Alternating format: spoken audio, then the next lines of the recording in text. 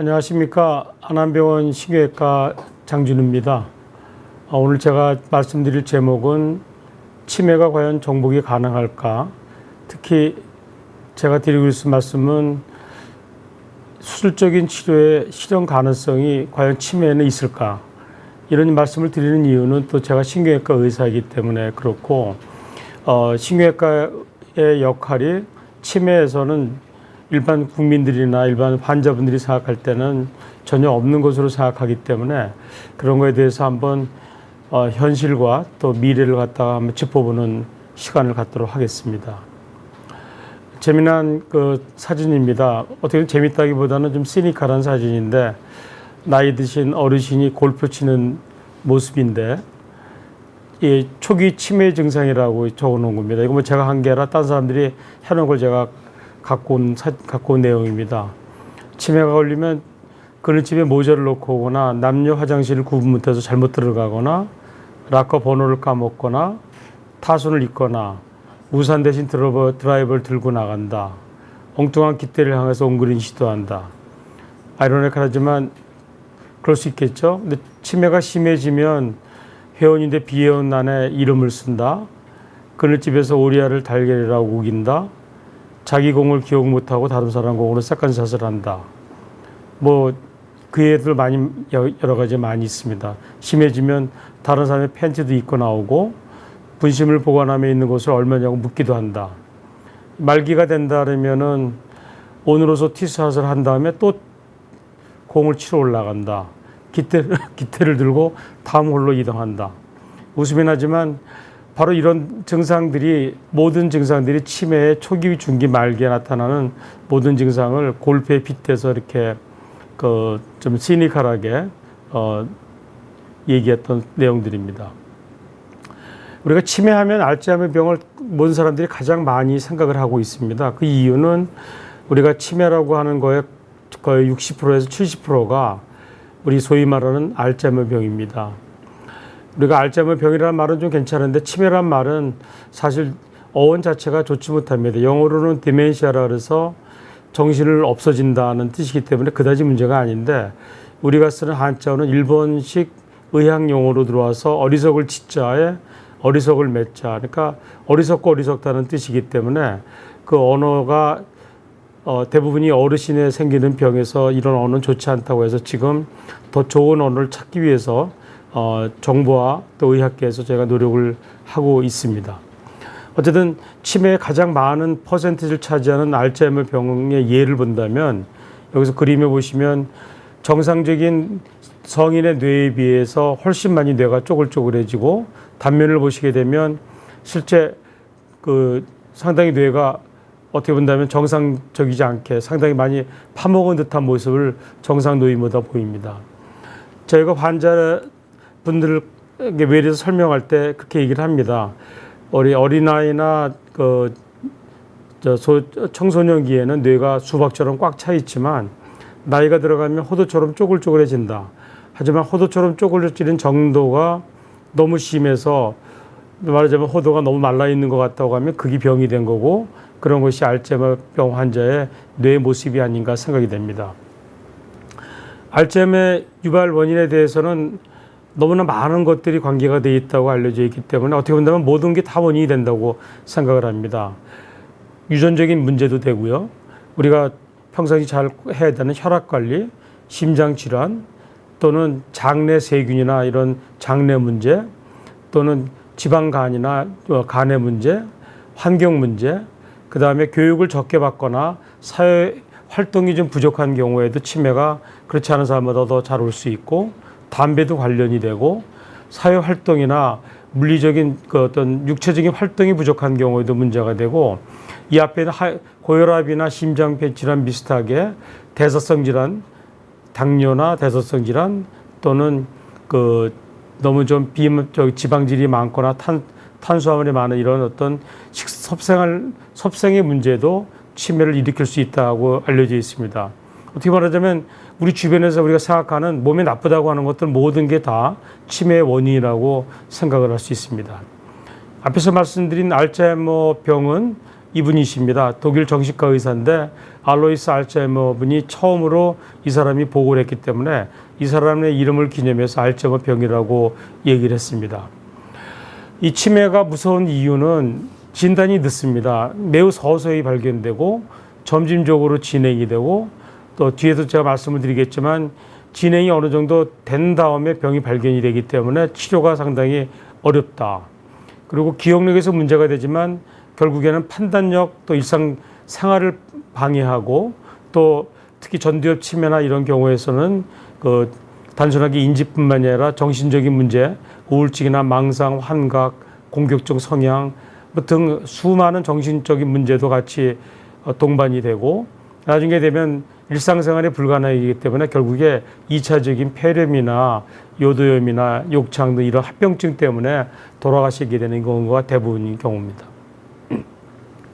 말씀을 드렸지만 이 치매가 가장 좀 무서운 이유고 또 최근에 들어서 관심을 갖는 이유는 우리가 뒤에서 또 말씀을 드리겠지만 우리 수명이 길어지면서 퇴행성 뇌질환 환자가 급증을 하게 됐고 이것 중에서 알츠하이머 병이 가장 많은 퍼센트를 차지하고 있고 그 다음에 파킨슨 병도 제가 파킨슨 병 수술도 많이 하지만 파킨슨 병 자체가 진행이 되면 치매하고 동반되는 경우가 많이 있고 또 루이마디 병이라고 해서 리소처 치매도 적지 않은 경우에 많이 발견이 됩니다.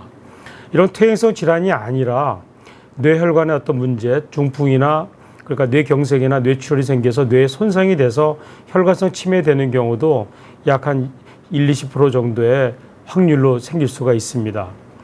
그거 이외에 2차적인 치매, 사실 2차적인 치매가 우리가 본다면 오히려 치매의 치료는 더 좀 수월했습니다. 이 원인을 제거하게 되면 치매의 증상을 개선하거나 완치까지도 되는 경우가 일부가 있습니다. 특히 여기서 있는 수두증이나 이런 경우는 이런 경우 때문에 치매가 생긴 경우는 수두증을 해결해 주면 치매가 없어지게 되고 또는 어떤 대사성 질환이나 아니면 알코올성 치매 또는 외상성 치매, 감염성 치매 같은 경우는 병을 치료하게 되면 최소한 더 악화되는 걸 막거나 아니면 어느 정도는 또 회복할 수 있는 찬스를 줄 수가 있습니다. 하지만 이런 2차적인 원인에 대한 치매는 전체 퍼센트 중에서 한 10% 이내로 그렇게 높은 빈도수는 아니라고 생각이 됩니다. 그렇기 때문에 신경외과 의사가 이런 치매를 치료할 수 있다는 것에 대해서 일반의 인지도도 좀 떨어진 게 아닌가 이런 생각이 듭니다. 앞서 말씀드렸지만 지금 2000년대부터만 표시한 거지만 불과 50년 사이, 앞으로 지금 2050년까지 본 사이에 우리가 다른 연령대보다 고령층 60대 넘은 인구의 비율은 급격히 증가할 것으로 예상을 하고 있습니다.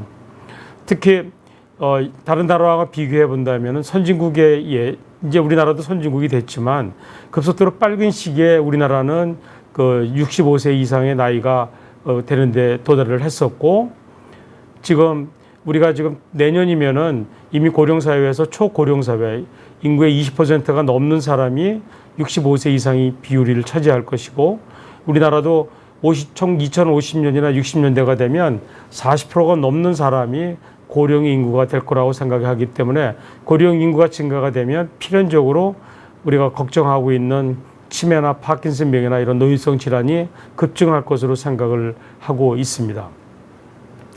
그러면 이건 좀 복잡한 사진 같고 영어로 되어 있기 때문에 그런데 이걸 우리말로 번역하는 것도 좀 그렇습니다. 그래서 간단하게 설명을 드리면 그럼 치매는 왜 생기는 건가? 뇌 안에서 뇌세포 안에서 염증이나 이런 것 때문에 아밀로이드라는 그 독성 물질이 침착이 되고 또 그 타우라는 단백질이 세포 내에서 침착이 돼서 신경세포 침착이 돼서 이런 두 가지 물질들이 특징적으로 뇌세포를 파괴하고 뇌 내부와 외부에 쌓이는 거기 때문에 이런 증상이 생긴다고 현재까지 알려져 있습니다. 하지만 아직 여러 가지 발병 기전에 대해 정확히 알려지지 않은 점이 많이 있습니다.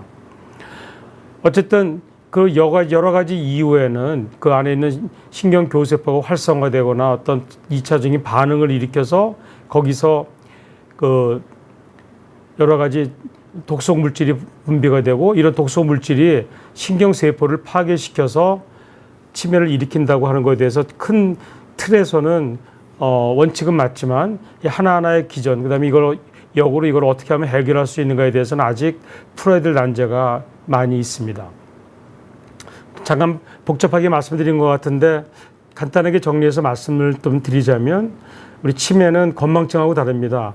저희가 환자들한테 설명할 때도 건망증은 뭘 했냐 했을 때 아차 하면 이게 건망증인데 뭘 하라고 시켰는데 했냐고 물어봤더니 왜 나한테 그걸 물어보냐고 화를 내면 그건 건망증이 아니라 치매에 가깝다고 생각할 수 있습니다. 즉 건망증은 기억력 호소를 하지만 우리가 그런 것을 갖다가 다시 환자에게 힌트를 주거나 기억을 되새게 하면 기억을 해낼 수가 있습니다.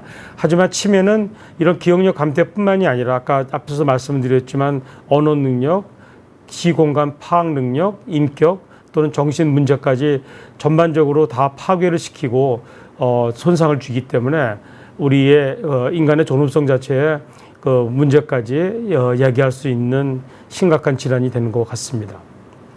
증상은 우리가 알고 있는 증상이 다 마찬가지입니다. 앞에서 말씀드렸지만 기억력 저하, 또 언어와 인지 장애, 또 시공간 능력 판단의 저하, 계산 능력이 저하. 앞에서 제가 어르신이 골프 치는 얘기에 들었던 내용이 다 거기 포함이 됩니다. 그다음에 성격과 감정의 변화, 특히 전두엽 치매 같은 경우에 있어서는 감정의 변화가 왔기 때문에 완전히 난폭한 사람이 되기도 하고 또 그게 아니더라도 이제 전반적으로 뇌 손상이 때문에 감정의 변화나 우울증이나 수면 장애 이런 것들이 많이 나타나는 것이 치매의 대표적인 증상이 되겠습니다. 그러면 치매는 어떻게 진단을 하는 것인가? 이거는 뭐 신경외과 의사, 신경과 의사, 정신과 의사들이 모두 지금 진단을 다 잘 할 수 있습니다. 제일 중요한 것은 환자와 보호자의 병력을 청취해서 일단 환자의 인지 능력을 평가하고 그 정밀 인지 심리 검사를 시행하게 되면 실제 어느 정도 인지력이 떨어져 있는지를 쉽게 평가할 수가 있습니다. 그리고 이런 인지력이 평가가 된다면 또 이거의 원인을 찾기 위해서 아까 제가 말씀드렸지만 유전자 검사, 뇌 영상, MRI나 펫 검사 등을 갖다가 정밀 검사를 시행하게 되면 상당한 부분에 우리가 원인을 찾을 수가 있게 되고 이 원인을 통해서 치료할 수 있으면 치료를 가능하고 저희가 말씀드린 것처럼 신경외과적인 치료로 도움이 될 수 있는 것이라면 원인을 제거할 수 있고 치매에서 정상으로 될 수 있는 찬스도 많지는 않지만 일부 있을 수 있다 생각이 됩니다. 즉 특히 2차적인 원인이라는 것은 뇌수증이나 뇌수두증이나 뇌출혈이나 뇌종양 이런 게 있다면 적절하게 신경외과 치료를 통해서 원위치할 수 있고 뇌경색이나 이런 문제 같은 경우도 역시 마찬가지로 근본적인 원인이 되는 고혈압이나 당뇨나 흡연, 고지혈증, 대사성 질환 같은 위험 요소를 제거하면 병의 진행을 최소한 지연시키거나 또는 예방할 수도 있기 때문에 이런 치매 증상이 있으면 전문 기관에 가서 진단과 적절한 치료를 받는 것이 아주 중요하다고 생각이 되겠습니다. 그럼 어떤 치료를 많이 하냐? 뭐 제가 간단하게 그냥 콜린성 약제라고 했는데 콜린 에스테레이즈 억제제라고 해서 우리 아세틸콜린이라는 물질이 뇌의 기억력을 갖다 활성화시키는데 그 활성화시키는 것을 그 아세틸콜린의 그 대사를 갖다가 억제시키고 NMDA 수용체 차단제를 사용해서 신경세포를 또 보호하는 이런 치료를 할 수가 있고요. 이건 직접적으로 인지 기능을 개선하려는 목적으로 치료할 수가 있고 이거 이외에 환자가 나타나는 2차적인 우울증 증상이나 아니면 어떤 정신적인 성격 변화 같은 경우는 정신과 약을 갖다가 병행함으로써 치료를 함으로써 효과를 볼 수가 있습니다. 최근에 들어와서 가장 매스컴에 관심을 받고 또 언론에서도 뭐 기적의 신약이라고 얘기했는데 실제는 그렇지 않습니다. 몇 년 전에 미국 FDA에서 조건부 승인을 받았던 아두카누맵, 아밀로이드 항체로 아밀로이드를 제거할 수 있다고 알려졌고 최근에 그 레카네마블이 나오면서 그 아두카누맵이 생산이 중단이 됐는데 최근에 나와서 아직 우리나라에서는 지금 임상 허가가 나진 않았지만 미국하고 일본에서 허가가 난 이 약제가 가격도 비쌀 뿐만이 아니라 이 약도 그 전에 나왔던 아두카누맵 못지않게 부작용이 많이 있습니다. 즉 아리아 반응이라고 해서 뇌 약을 들어가게 되면 뇌가 부종이 생기거나 출혈이 생기는 여러 가지 문제점들이 나타날 수가 있습니다. 따라서 이런 약제보다 앞에 그런 여러 가지 기본적인 약제와 그 다음에 더 증상이 나빠지지 않게 인지 재활 치료를 적극적으로 하는 것이 현 상황에서 또한 조기에 발견돼서 병의 진행을 막 예방하려는 하는 노력을 하는 것이 현재 단계의 치매 치료의 기본적인 원칙이 아닌가 생각하고 이 치료에 정신과 의사, 신경외과 의사, 신경과 의사가 매달려 있는 것이 현실입니다. 그리고 바로 그렇기 때문에 아까 제가 말씀드렸지만 수술로 해결할 수 있는 일부 치매 이외에는 아직 해결되지 않고 요원하고 대부분의 경우에 증상이 악화돼서 직접적인 치매 때문에 돌아가시는 것이 아니라 2차적인 폐렴이나 요로감, 욕창 이런 거의 문제에서 사망하게 되시는 경우가 많이 발생을 합니다. 그럼 어떻게 예방할 수 있는 건가? 치료도 없는데 예방은 또 방법이 뭐가 있겠습니까? 그러니까 실제적으로 예방하는 방법도 근본적으로 병이 진행이 되면은 또 방법은 없고 가급적이면 초기에 발견돼서 초기에 병의 진행을 최대한 막으려고 하는 것이 현재 치료 방법의 목적이고, 그래서 가장 중요한 것은 아까 했지만 교육 수준이나 본인이 얼마큼 적극적으로 생활하냐가 이 병의 진행에도 상당히 중요하다는 것은 통계적으로 입증이 됐기 때문에 열심히 뇌를 많이 쓰는 운동을 하고 또 인지력뿐만이 아니라 전신의 운동을 통하면 뇌가 또 활성화돼서 뇌세포의 파괴를 예방할 수가 있기 때문에 그런 운동법이 중요하다. 그리고 건강한 우리가 잘 아시지만 생선하고 야채, 이런 지방질이 적은 고기 같은 걸 드시는 것이 좋겠다. 또 음주나 흡연 또 이런 것들이 나쁘다. 또 수면 자체가 뇌의 노폐물질을 배설하는 중요한 역할을 하기 때문에 수면 장애 자체가 치매를 악화시킬 수 있다는 것은 이미 많이 알려진 사실이라고 생각이 됩니다. 앞에서 말씀드렸지만 항콜린적 약하고 NMDA 수용체 기량제 이런 약 중에서 우리가 많이 쓰고 있는 것이 도네필이라서 아리셉트라는 약, 엑셀론, 네마단 이런 여러 가지 약들이 현재 병원에서 사용되고 있는데 이 약들에 대한 효과는 상당히 제한적이지만 실제 초기 치매 환자에 있어서는 효과가 꽤 보는 경우도 많이 있습니다. 그래서 이런 약제와 그다음에 물리치료, 그다음에 어떤 재활치료를 같이 하게 되면 병의 진행의 상당수는 막을 수 있지 않나 생각이 됩니다. 이 그림이 복잡하지만 이건 제가 말씀을 드린 이유는 기저귀 신약처럼 최근에 나왔던 2021년에 나왔던 아드코나맵이나 작년에 나왔던 레카노맵이 우리가 생각하는 그렇게 기저귀 신약은 아닙니다. 그것은 상당히 복잡한 여러 가지 이유가 많은데 여기서 그것까지 다 설명할 시간은 되지는 않을 것 같습니다.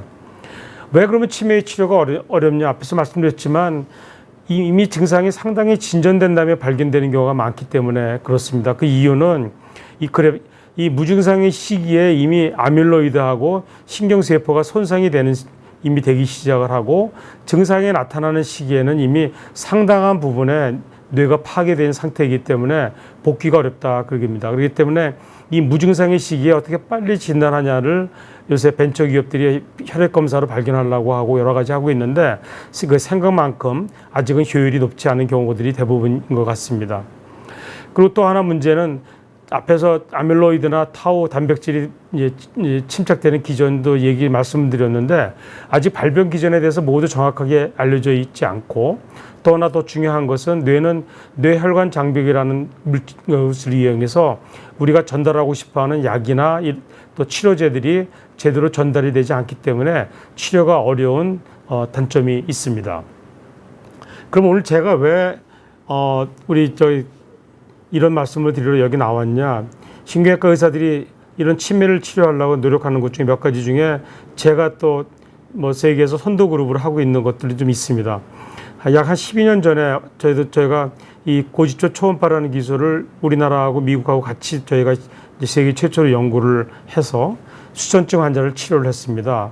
이거 그림을 보시게 되면 이거 간단하게 이렇게 트랜스듀서가 들어가서 그 안에서 뇌를 MRI실에서 우리가 초음파를 갖다가 쬐주게 되면 우리가 원하는 데 병소가 돼서 이렇게 손을 떨리던 사람이 좋아지고 이런 것들을 저희가 했고 현재 저희가 한 500명 환자를 저희가 치료를 좀 했고 안암병원도 장비가 이미 설치가 돼서 6월 말에 시험 가동하고 7월부터 정상적으로 환자를 치료할 수 있게 됐습니다. 이거 보시는 것처럼 전혀 글씨도 못 쓰던 사람이 스스로 이렇게 글씨를 잘 쓰게 돼서 감사하는 편지가 됐던 것도 이게 아주 신기한 시술법으로 한 10년 전만 해도 알려졌습니다. 하지만 이 초음파가 이런 병에만 쓰는 것이 아니라 이걸 해봤더니 뇌혈관 장벽을 일시적으로 흔들어 놔가지고 그 안전하게 열려서 이걸 통해 가지고 뇌 안에 우리가 원하는 초음파를 갖다가 쬐주게 되면 이 뇌혈관 장벽이 일시적으로 열어져서 거기를 통해 가지고 그 우리가 원하는 이제 초음파를 쬐주게 되는 겁니다. 이렇게 쬐주게 되면은 그 뇌 안에 그 이 일시적으로 막이 열려서 이걸 통해 가지고 약이 밖으로 나와서 이 독성 물질들을 제거하거나 없앨 수 있다 하는 것이 이론적인 그런 거였고, 이걸 통해서 저희가 동물 연구부터 시작을 했습니다. 이건 쥐에서 초음파를 통해서 안전하게 열린다는 걸 확인한 바고, 이걸 통해서 저희가 치매쥐에 해봤더니 치매쥐가 정상으로 좋아졌다는 것을 논문을 보고를 한 바도 있고, 줄기세포를 줘봤더니 해마, 기억을 담당하는 해마에 정상 쥐보다 초음파를 열어준 쥐에 3배에서 5배 이상 더 줄기세포가 들어갈 수 있다는 것을 저희가 논문으로 입증해서 보고를 한 바가 있고, 가장 최근에는 이 아밀로이드가 초음파 치료를 통해 가지고 확실히 더 많이 빠진다는 것을 우리가 보고를 한 바가 있습니다. 그리고 저희가 뇌암 환자에도 저희가 이런 임상 연구로 저희가 세계 최초의 임상 연구를 시작을 해서 항암제를 줘봤더니 실제 항암제가 잘 들어가서 실제 환자들의 수명이 좀 더 연장이 됐다. 이런 파일럿 스타디를 저희가 해가지고 지금 보고를 한 바가 있고, 치매 연구도 저희가 2번 연구가 지금 최근까지 마무리가 됐는데, 우리가 안전하게 치매가 열리는지를 1차적으로 봐서 여기서 보시는 것처럼 안전하게 열리고 아밀로이드가 치료 후에 감소가 됐다는 것을 저희가 보고를 한 바가 있습니다. 하지만 저희가 이때까지만 해도 이건 안전성 연구이기 때문에 환자의 증상을 보기 위해서 해마나 아니면 측두엽을 주로 연 것이 아니라 비교적 기억력에 덜 관계가 되는 전두엽을 열어줬기 때문에 환자에게 정서적인 증상의 일부만 호전되는 것을 관찰하는 데 국한이 됐었습니다. 어쨌든 저희가 탑 저널에 그래서 몇 년 전에 낸 바가 있고, 최근에 이런 근거를 통해서 저하고 같이 연결된 친구가 치매 환자에게 아까 말씀드린 아밀로이드 항체 아두카누맵을 갖다가 해서 됐다는 것을 올해 신경외과가 아니라 의학계에서 가장 탑 저널인 뉴 잉글랜드 저널 오브 메디슨에 낸 바가 있습니다. 그래서 저희가 지금 미국 초음파 재단에서 연구를 받아가지고 올 8월부터 치매 환자를 대상으로 해마와 측두엽을 갖다가 직접 열어줘서 실제 기억이 얼마나 회복이 되냐는 연구를 안암병원에서 지금 임상 연구를 시작을 하기 위해서 우리나라 식약처에서 승인을 받았고, 연구비는 미국 초음파 재단에서 받아서 가을부터 시작을 할 예정입니다.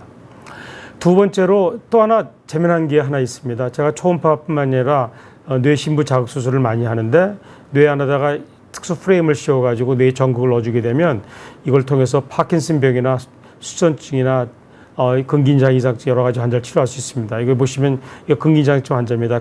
걷지를 못하던 친구가 이렇게 하고 나면 증상이 좋아져서 이렇게 걷고 생활이 되고, 얘는 고등학교 잘 졸업하고 지금 대학교에 잘 다니고 있습니다. 제가 이 말씀을 드리는 건 우연히 비만 환자를 갖다가 치료하러, 비만도 왜냐하면 뇌에서 비만을 치료하는 센터가 있기 때문에 캐나다 그룹에 저랑 잘 아는 로자나 교수라는 친구가 비만 환자를 치료하려고 뇌에 전극을 넣었더니 환자가 비만이 치료가 안 됐는데 기계만 키면 몇십 년 전 기억을 다 생생하게 해낸다는 것을 갖다가 레포트를 한 바가 있습니다. 그걸 통해서 과거에 우리나라도 꽤 유명했던 닥터 하우스라는 영화에서 그걸 모티브로 해서 드라마를 또 만들었습니다. 아까 말씀드린 이런 프레임을 씌워서 이 환자, 이 주인공 뇌에다가 전극을 꽂아 넣고 전극을 놓고서 자극을 줬더니 이건 뭐 말도 안 되는 거죠. 환자도 아닌데 이렇게 했다는 건데, 이게 드라마니까 가능한 건데, 이 사람이 이제 의사가 이제 전극을 꽂고 난 다음에 저걸 꽂은 상태입니다. 꽂고 나서 스위치를 켜고 기계를 켰더니 과거 기억이 이제 생생하게 난다 이겁니다. 과거에 자기가 뭐 어떤 걸 했던 걸 기억을 해서 문제를 추리해낸다 이렇게 얘기를 했는데, 이걸 실제 이 로자너 교수는 이걸 잘 될 거라고 생각해서 지금 임상 연구를 지금 이상을 마저 진행을 하고 있는데, 생각만큼 결과는 아직은 워낙 그렇게 나오지는 않는 것 같습니다. 그건 여러 가지 이유가 있는 것 같습니다. 하지만 저희가 그런 시기에 우리나라에서 이런 연구가 불가능했기 때문에 저희는 치매쥐를 이용해서 똑같은 방법으로 치매쥐에다가 센터에 뇌를 자극을 줘가지고 치매쥐가 기억력을 다시 재생해내날 찾았습니다. 즉 말하자면 이 수조에 여기 그 플랫폼이 있는데 정상쥐는 돌다가 이 쥐를 플랫폼을 찾습니다. 플랫폼을 찾지 못하면 물에 빠져 익사하기 때문에. 근데 치매쥐가 되면 이 플랫폼을 못 찾습니다. 이거 뭐 하나만 보여드리면 이 치매쥐가 되면 보이시죠 모르겠는데 여기 쥐가 이렇게 뱅글뱅글 이 수소를 찾으려고 돌아다닙니다. 돌아다니는데 이 치매쥐가 되면 이 플랫폼을 못 찾고 익사를 하는데 정상쥐는 이 플랫폼을 찾습니다. 이걸 해봤더니 이 치매쥐가 전기 자극을 통해 가지고 플랫폼을 찾는다는 것을 저희가 보고한 바가 있고, 저희가 또 하나 한 것은 뇌 행복 중추를 자극을 시켜 가지고 저희가 인위적으로 전극을 행복 중추고 그다음에 뇌 운동을 조절하는 중추를 갖다 자극을 주면 여기서 우리가 오른쪽으로 쥐를 가라고 하면 쥐가 오른쪽으로 가면 행복 중추를 자극을 주고 왼쪽으로 가라면 왼쪽을 주게 되면 치매가 제가 하라는 대로 반응을 하고 움직입니다. 그래서 쥐가 이를 방향으로 가라는 방향대로 움직일 수 있다는 것을 저희가 실험으로 입증을 했고, 실제 제가 왼쪽으로 가라 그러면 왼쪽으로 돌고 여기서 보면 오른쪽으로 돌라 그러면 쥐가 오른쪽으로 돌고 이렇게 한다는 거에서 우리가 탑 저널에 또 보고한 바가 있습니다. 그래서 제가 두 가지 지금 현재 신경외과적으로 치매를 치료할 수 있는 가능성인 것을 말씀을 드렸는데, 아직 이거는 다 동물 연구, 그다음에 제가 하고 있는 이제 치매에 대한 초음파 수술의 연구는 아직 초보 단계 연구이기 때문에 이것이 지금 일상 연구이기 때문에 이걸 2상, 3상까지 가려면 앞으로도 상당히 오랜 기간 더 필요하다고 생각하지만, 우리나라가 아니라 전 세계적으로 우리나라는 더 한심합니다. 이건 미국의 예인데 미국에서도 암에 비해서 치매에 대한 연구비는 상대도 안 되게 적습니다. 하지만 환자를 놓고 본다면 암 환자보다 치매 환자 때문에 들어가는 치료비가 훨씬 더 많이 들어가고 사망률은 거의 못지 않습니다. 그런데 미국에는 이 정도 치매 연구비가 적은데 대한민국은 이거에 100분의 1도 안 되는 한심한 나라라는 생각이 되기 때문에 대한민국에 대해서 치매 연구는 더 힘든 것이 아닌가 생각이 됩니다. 일례로 제가 지금 아까 말씀드린 이제 100만 불 연구비를 받았는데도 미국의 공익재단인 초음파 재단에서 연구비를 받아서 치매 환자에 대한 임상 연구를 지금 진행할 것이고, 우리나라에서 이 연구비를 이 정도 되는 연구비를 50만 불, 100만 불 되는 연구비를 받는다는 것은 거의 불가능한 상태라고 생각이 됩니다. 그 제가 한 7, 8년 전에도 파킨슨병 환자에 대한 초음파 수술 임상 연구도 여러분 잘 아시는 영화배우 마이클 J. 폭스, 이분이 파킨슨병이 걸려서 본인 같은 환자를 치료하기 위해서 파킨슨 재단을 만들어서 여기 이걸 통해 가지고 많은 연구비를 대줬는데 저도 이 당시에 여기서 이 파킨슨 재단에서 50만 불 연구비를 받아서 제가 세계 최초의 파킨슨병에 대한 초음파 수술에 대한 임상 연구를 한 바가 있습니다. 이런 것들이 우리나라에서 안 되고 있다는 것이 아직은 너무나 아쉽고, 또 저한테 아까 그 NEJM이라고 뉴잉글랜드 저널 오브 메디슨의 아두카노맵이라는 약을 통해서 치매 환자를 오래 처형됐던 친구가 사실 저한테 초음파를 이제 배웠는데 그 락펠러 증손주한테 800억을 도네이션을 받아서 그 뇌신경 센터를 만들어서 여기서 이런 치매하고 중독, 파킨슨에 대한 집중 연구를 하는 센터를 만들었습니다. 세계적인 센터가 이미 됐습니다. 그러니까 저도 지금 그런 걸 갖다가 하고 싶어서 몇 번 이런 얘기도 신문에도 냈는데 우리나라에서는 아직 이런 데에 대한 제대로 된 반응은 없는 거 아닌가 생각이 됩니다. 이상입니다. 제가 그냥 뭐 질문이 많으실 것 같아서 강의는 한 30분 정도로 준비했는데 생각보다 한 몇 분 더 빨리 끝난 것 같습니다. 질문이 상당히 많이 들어온 것 같네요. 그러니까 첫 번째 질문부터 보겠습니다. 감사님께서 요새 주변에 뇌영양제로 콜린 알포세이트 처방받아 드시는 분이 많은데 실제 기억력 개선이나 치매 예방에 얼마나 효과가 있는지요. 사실 제가 말씀을 드렸지만 치매가 진행이 돼서 치료가 있는 약은 아까 제가 말씀드린 이런 콜린 알포세이트가 아니라 실제 아세틸콜린 에스테레이즈 억제제나 NMDA 수용체 기량제도 효과가 다니 많지는 않습니다. 근데 콜린 알포세이트는 뇌에 들어가게 되면 콜린 성분하고 인질 성분으로 딱 이제 분해가 되는데 이 콜린 성분이 뇌의 기억력에 도움이 되는 아세틸콜린의 전구 물질입니다. 그렇기 때문에 실제 이거는 치매보다는 치매 전 단계나 아주 초기 치매 환자들에게 저희가 쓰게 되면 효과를 보는 경우는 많이 있습니다. 하지만 치매 증상이 없는 정상적인 사람이 그냥 뇌영양제로 드신다면 그다지 아주 큰 효과는 있지 않은데, 기억력이 깜빡깜빡하거나 조금 떨어졌다는 그런 어떤 소견이 있는 분들은 드셔서 손해 볼 거는 없다고 생각이 됩니다. 두 번째, 베리굿님께서 술을 자주 마시는데 나중에 치매가 빨리 오게 될 수 있을까요? 제가 말씀드렸지만 알코올성 치매는 확실하게 있습니다. 그런데 술을 얼마큼 드시냐가 문제가 되는데, 사실 술에 대해서는 이제 프렌치 파라독스라고 이제 프랑스 사람들이 와인을 많이 드시기 때문에 심장병이나 다른 병이 적다는 얘기도 있는데, 술 자체가 양을 와인 한두 잔 정도 드시는 거라고 한다면 치매가 온다는 거에 대해서 입증되는 건 아니지만, 술을 많이 자주 드신다면 당연히 많이 드실 테니까 이건 치매는 빨리 올 수 있으니까 중단하시거나 아주 소량만 드실 걸 권해드립니다. 몽이 34님, 저희 어머니는 70대이신데 요즘 들어 몇 주 전 통화했던 내용도 아예 기억을 못 하실 때가 한 번씩 있어요. 치매 증상이 아니겠습니까? 예, 맞습니다. 이건 치매 전조 증세라고 볼 거라고 볼 수 있고요. 요새는 보건소에서도 간이 치매 검사를 해드립니다.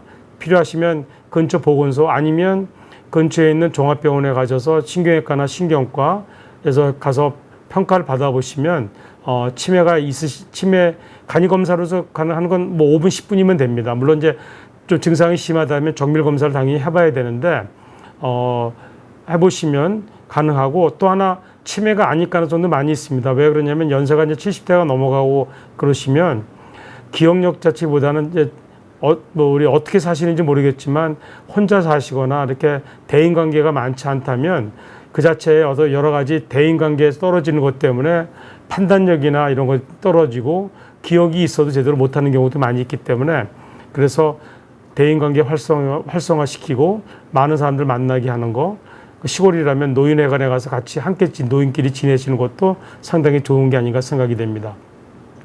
윤아님, 안녕하세요. 치매가 수술이 가능하더라도 보통 고령의 시대 뇌수술하기에 꽤 위험 부담이 있을 것 같은데 어떨지요? 근데 그렇지 않습니다. 제가 두 가지 가능성 말씀을 드린 초음파나 뇌심부 자극 수술은 뇌수술 중에서는 가장 안전하고 비교적 덜 위험한 수술입니다. 물론 뇌심부 자극 수술은 뇌에다가 전극을 놔야 되기 때문에 조금 위험성이 있지만 초음파 수술은 거의 위험 부담이 없다고 생각할 수 있습니다. 근데 문제는 아직 그런 수술은 아직 임상에서 안전성, 유효성을 인정받은 게 아니고, 저희가 하고 있는 연구는 그런 효용성이 있는지에 대한 파일럿 초기 연구이기 때문에 우리 여러 독자님께서 제 연구가 잘 되기를 기도해 주시면 몇 년 후에 좋은 결과가 있지 않을까 생각이 듭니다.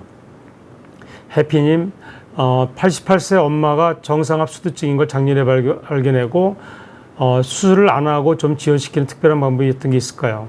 근데 좀 복잡합니다. 그러니까 아마 가신 병원에 있는 신경외과 의사가 아니면 신경외과 의사가 수술을 권하지 않은 이유는 정상압 수두증이 연세가 60대, 70대라 그러면은 수술을 권하는 경우가 많은데 88세의 정상압 수두증인지 아니면 이게 뇌 위축 때문에 생긴 2차적인 뇌실의 확장인지 감별이 안 되는 경우들도 많이 있습니다. 그렇기 때문에 아마도 거기서 아마 척추액으로 해서 뇌척수액을 빼내면서 반응을 보고 혹시 도움이 되지 않나 이런 평가를 하지 않았을까 생각이 되는데, 연세가 88세면은 사실 쉽지 않은 거는 사실인 것 같습니다.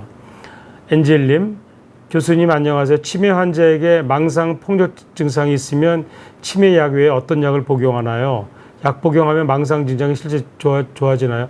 예, 좋아집니다. 아까 제가 말씀드렸지만 특히 전두엽 치매 같은 경우에서는 전두엽 때문에 정신과적인 증상이 많이 나타나는데, 이런 경우에 그런 약을 치료하게 되면 증상이 좋아질 수 있습니다.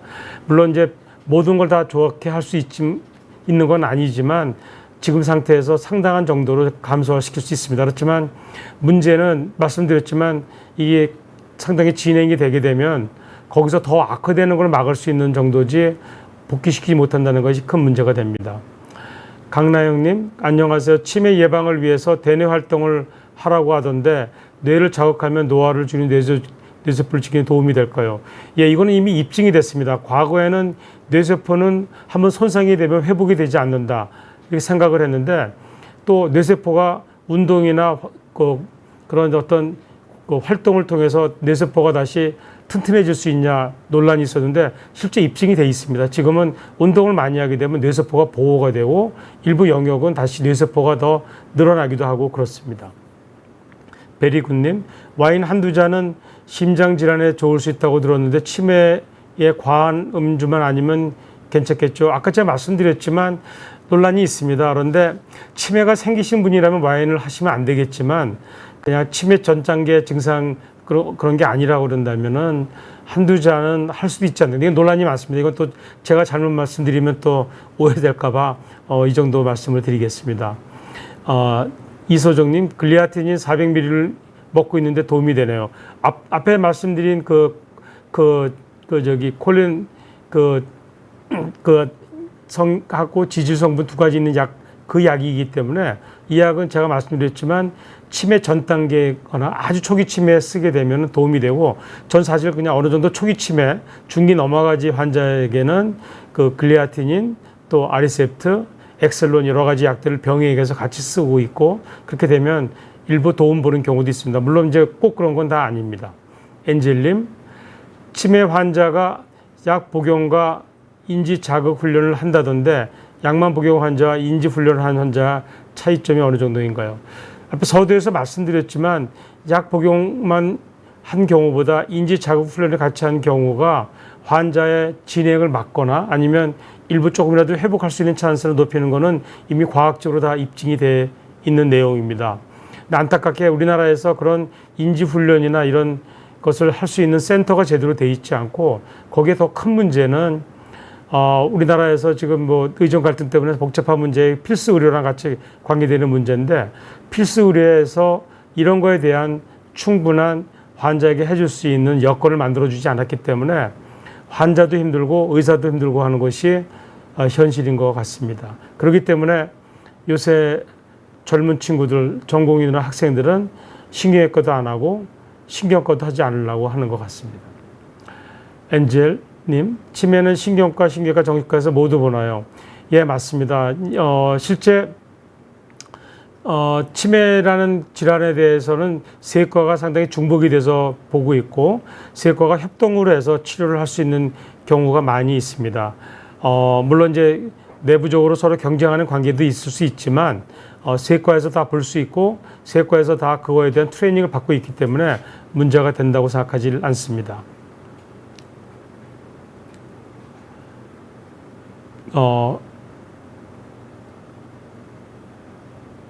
저 너무 빨리빨리 해서 그러나요? 이제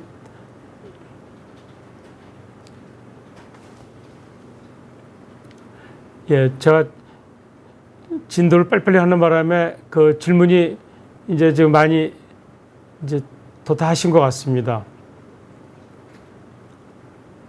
치매 환자분들 치과 치료를 어떻게 하나요?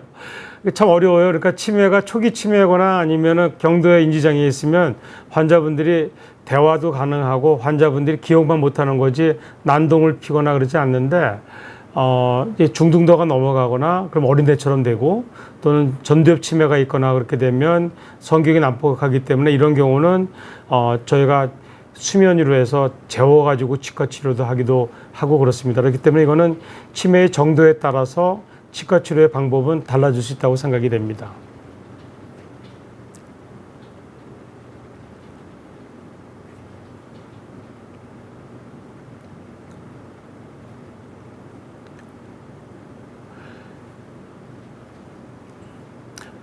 아침 햇살님께서 질문하셨습니다. 제가 좀 천천히 해야 될 걸 너무 빨리 한 것 같은데요. 혹시 또 궁금하신 거 있으면 더 여쭤봐도 괜찮습니다. 평소 차분하고 온순하신 분이 말투가 갑자기 변화졌다면 전조 증상이 있을까요? 네, 충분히 가능성이 있습니다. 그렇기 때문에 그러니까 같이 생활하신다 그러면 말투뿐만이 아니라 이분의 기억력이나 아니면 정서나 이런 걸 다 판단할 수 있고 아니면 가끔 만나시는 분이라면 아마 말투 변화밖에 모르시겠지만 이런 말투가 변했다면 이분의 인지력이나 이런 것들에 대한 평가를 해보시게 되면은 이분이 치매의 증상에 합당한지 아닌지 쉽게 알 수 있을 것 같습니다. 푸른님께서 안녕하세요. 치매 일반적 또는 시기별로 먹으면 좋은 음식이나 하면 좋은 운동, 인지에 도움이 되는 활동들이 있을까요? 그리고 이런 것들을 먹거나 하기에 싫어할 때 어떻게 해야 되나요? 치매가 이제 제가 말씀드렸지만 중기가 넘어가고 이렇게 되면 성격도 그렇고 좀 어린애처럼 되는 경우도 있고 난폭해지기도 하고 그렇기 때문에 실제 저희가 따르지는 않지만 초기나 중기 되기 전까지는 겉으로 볼 때는 상당한 정도로 본인도 병이 없는 것처럼 행동하려고 하기 때문에 저희가 보호자분들 또 의사가 시키는 거에 상당 부분은 잘 따라옵니다.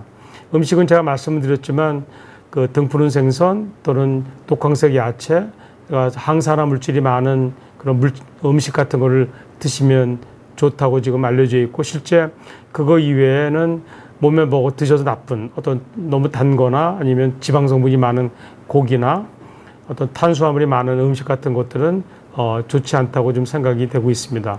운동은 말씀을 드렸지만 인지 재활 운동뿐만 아니라 운동은 너무 힘든 운동이 아니라 걷는 운동, 그 다음에 실제 환자가 다리 근력 운동을 하는 걸 좋기 때문에 집에 좀 그 헬스 자전거 중에도 좀 의자가 좀 편안하고 또 세발 자전거 같은 편안한 그런 다리 운동시키는 기구들도 많이 있습니다. 그래서 그 팔다리 근력 운동하고 이런 운동을 시키는 것들이 뇌에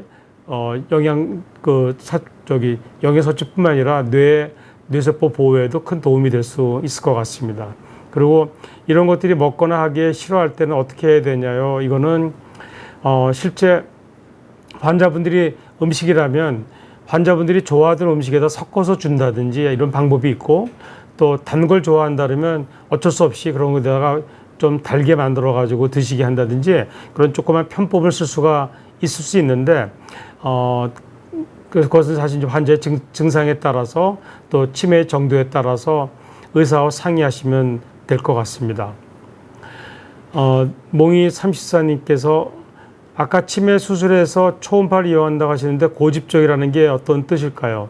근데 이게 우리가 초음파는 저희가 산부인과 영역이나 복부에서 복부 초음파 하듯이 뼈가 없는데 우리가 스캐닝 하듯이 하면 안에 있는 구조를 볼 수 있는 게 초음파입니다. 그렇지만 초음파를 우리가 돋보기로 해서 이렇게 먹지를 태우듯이 햇빛을 한 먹지가 타듯이 초음파를 한 1000개가 넘는 초음파 에너지를 소스를 가운데로 모으면 즉 돋보기로 해서 햇빛을 모아가지고 먹지를 태우듯이 모으게 되면 그쪽에서 그 모인 부분에 에너지가 집적이 돼서 그 에너지를 통해서 뇌 병변도 만들 수 있고 뇌혈관 장벽을 열 수도 있고 그렇게 할 수가 있습니다. 그래서 그걸 갖다가 그 고도로 집중해서 모은다고 해서 그걸 고집적이라는 말을 갖다가 쓰는 것이고 영어로는 그냥 포커스드라는 말인데 우리 말이 그냥 그렇게 번역은 그냥 고집적 초음파라고 저희가 얘기를 하고 있습니다.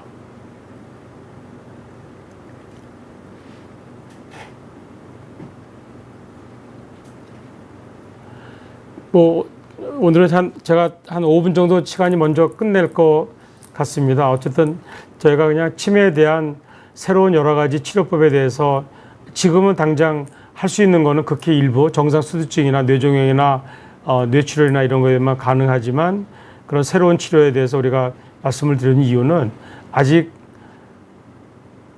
실망하긴 이르시니까 조금만 기다리시면 앞으로 멀지 않은 장래에 이런 새로운 치료법이 치매에도 도움이 될 기회가 있을 테니까 또 여러분께서 제가 하고 있는 그런 초음파 임상 연구에도 큰 성원을 주시고 주변에 어떤 사회에 어떤 기여를 하시고 싶은 일이 있으시다면 미국에 있는 제 친구에 있는 어떤 락펠러 센터처럼 저희도 그런 하고 있는 센터에도 기부도 해주거나 연구비 같은 거 기부해 주시면 큰 도움이 될 것 같다는 생각이 듭니다. 마지막 질문이 하나 더 들어왔네요. 하이루님께서 아버지께서 91세이십니다. 치매이시고요. 요즘 들어 잠을 너무 주무십니다. 치매 정도가 심해지면 잠도 많아지나요? 예, 이게 참 아이러니컬한데 아까 제가 그 슬라이드에 있었는데 제가 그걸 자세히 다 읽지는 못했는데 어떤 사람은 불면증이 생기고 어떤 사람은 너무 잠을 많이 자는 경우도 있습니다. 그렇기 때문에 뇌의 기능이 어느 쪽이 활성화되냐에 따라서 그렇게 될 수가 있기 때문에 근데 반대로 못 자는 사람보다 잘 주무시는 사람들은 본인은 모르겠지만 가족들은 덜 힘든 것도 사실입니다. 예. 제가 한 5분 정도 먼저 이렇게 끝내게 됐는데 다시 한번 말씀드리지만 치매가 어려운 질환이지만 저희 신경외과 의사도 또 새로운 치료법을 찾으려고 이렇게 불철주야 노력을 하고 있습니다. 또 희망을 가지시고 좋은 기회가 되고 제가 또 좋은 결과가 나오게 되면 또 나중에 언론지상을 통해서 여러분들께 다시 한번 안내할 수 있는 날이 될 거라고 생각이 되고 저도 그런 날이 올 수 있도록 최대한 열심히 노력을 해보겠습니다. 감사합니다.